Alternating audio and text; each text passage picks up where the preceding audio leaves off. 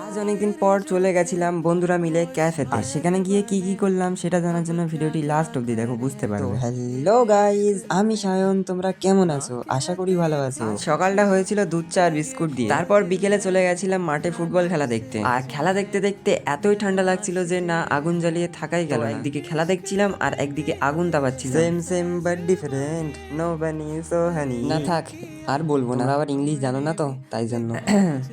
भाई मुझे माफ कर दो। मेरा मुंह तो निकल गई, क्या बताऊं। তারপর ভাইদের সাথে বেরিয়ে পড়েছিলাম ঘুরতে। আর ভাই এতই ঠান্ডা ছিল যে চোখ থেকে, মুখ থেকে, নাক থেকে সব জায়গা থেকে আমাদের জল পড়ছিল।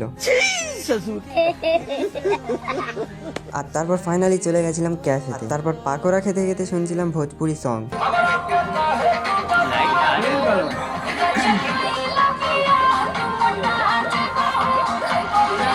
আর তারপর চলে এসেছিলাম চা খেতে। বন্ধুরা, 2026-এর মধ্যে 10K ফলোয়ার্স কমপ্লিট করার ইচ্ছা আছে আর ভরপুর চেষ্টাও আছে, তাই তোমাদের সাপোর্টের অনেক দরকার। ভিডিওটি ভালো লেগে থাকলে ফলো করে নিও। দেখা হবে নতুন কোনো ব্লগের সঙ্গে। Bye bye, take care.